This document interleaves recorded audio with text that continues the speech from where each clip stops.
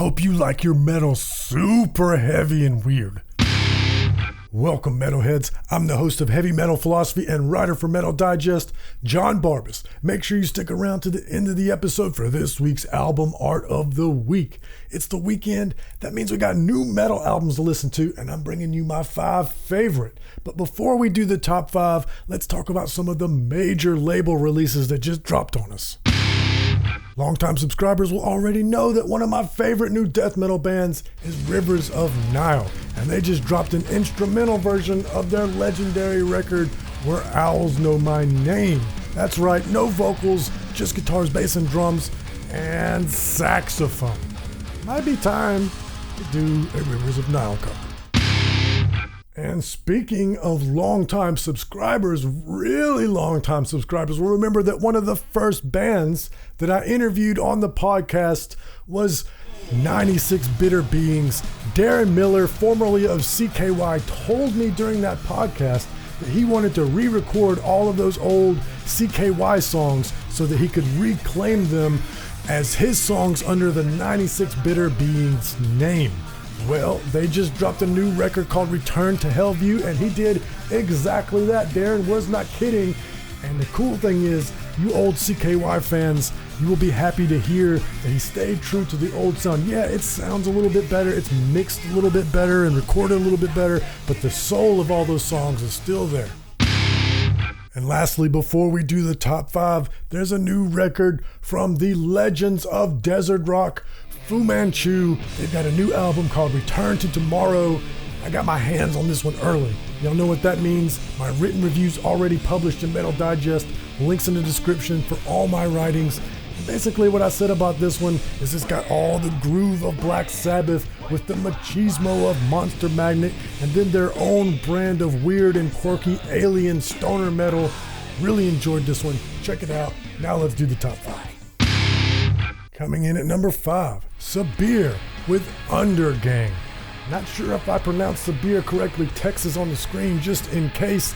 And as always, every band's Bandcamp will be linked in the description below so that these albums are easy to find.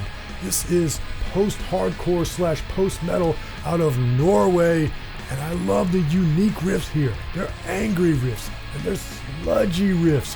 But also, there's a bit of that old school heavy metal guitar harmonics as well. So I'm getting a little bit of the best of both. We get the post world, we get the old school stuff. Just fantastic. Check it out. Coming in at number 4, Dagobah. Love the band name, by the way. And the record's called Different Breed. This is groove / industrial metal out of France. A lot of killer stuff going on coming out of France recently. I don't know what's going on in France, but they're making some killer metal, and this is no exception. Imagine if you mixed like Machine Head and Fear Factory. It's got that staccato sort of groove of Fear Factory, but like when it gets clean, it's still epic sounding like Machine Head. And so many other influences, but those are the two that come top of mind. There's really just so much going on here. It's a little bit hard to classify, but definitely groove industrial is a good starting point. Check it out. Coming in at number 3, Apes with Penitence. This is blackened grindcore out of Canada. And I don't know if you've noticed this or not, but I don't hardly ever pick grindcore albums. I'm not really a big grindcore guy. I think the only other grindcore album I've ever picked is Trokar. But this one is right up my alley, and I think it's that blackened influence. It's super, like, the singer is just the embodiment of acrimony, and it's got this wall of sound. It's so noisy and abrasive, but it stops just short of being a cacophony. There's still some amount of substance to it that keeps me locked in. A part of me wonders if the production was a little bit clearer, would it make it punchier? But then again, I don't know how I could handle it if this record was any heavier. Coming in at number 2, Herchte with Demoite, black folk metal out of Austria.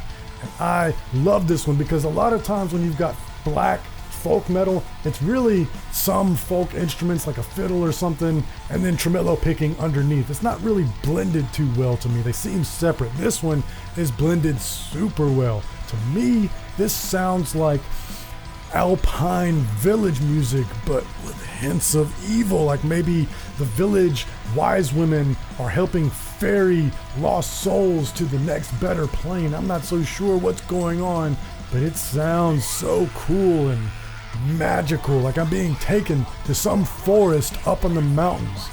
I love it. Check it out. And hey, before we do number one, I just want to remind you that we did a collaboration with the artist Nocturno. That's right. The Heavy Metal Philosophy merch store now has a summer collection. Check it out, the Summer Brew t-shirt or tank top, because it is summer after all. And we've also got slides and beach hats, barbecue aprons, even a water bottle, or whiskey, whatever you want to put in there to help you out this summer. And it will only be available in the summer from now until September at johnbarbas-shop.fourthwall.com. Links in the description. Check out the Nocturno Summer collab with Heavy Metal Philosophy. Now, let's do number one. This one will come as no surprise to those of you that know me. Coming in at number one, Ulcerate, Cutting the Throat of God. This is avant-garde, progressive, technical death metal out of New Zealand. And, a lot of times when a band puts out an incredible, critically acclaimed, fan favorite record like Stare Into Death and Be Still, bands have a hard time following that. But Ulcerate, it's that and more. I can't believe they topped that record, but here we are. This band is an unending font of riffs and existential fury. I just cannot believe it. But even at that high note, we're not done yet because we still got a super weird dealer's choice and album art of the week. Now, I don't do EPs on this show. And that's why I like dealer's choice, because when something like this hits, I have to talk about this. This one's insane, and dealer's choice gives me the format, gives me the freedom to talk about an EP. I've had no less than 4 of you message me and be like, have you seen this shit? And there's a reason why people are stoked about it. And yes, I had seen it. I saw Nick Nocturnal react to it. The title of his video was, "This is the heaviest song I've ever heard," or something to that effect. And I thought to myself, okay, Nick, yeah, it's probably got a really killer breakdown. And then I watched his reaction and he was speechless. None of that screaming, oh, like most react channels do. He was speechless. And you know what? I was too. I cannot believe what I'm hearing. Mirar with Mare. This EP is so strange and heavy as a black hole. This is a singularity of heaviness. And then there's like horror movie cinematics, but not in that sort of campy death metal sort of way. Like, something terrible, something blasphemous is going to come out of the ether when you hear this. And then it just crushes you into a dense paste with the power of said singularity again. I'm trying not to do hyperbole, and I just can't help it. How crazy, heavy, and weird this is. Y'all have to go out and get Mirar, Mare, the EP from France. Once again, what is happening over there with them French folks? And my favorite album art this week comes from Cadaverous Condition with Never Arrive, Never Return. And not only do I love this art, but I love the curiosity that the album title gives. I feel like this image with the eldritch horror shadows that are staring down on this human figure over the horizon of the mountaintop with the tentacles coming out of their back, I guess is what that is. I don't know. I feel like the title is related. What does that even mean? Never arrive, never return. That's the most existential title I've ever heard.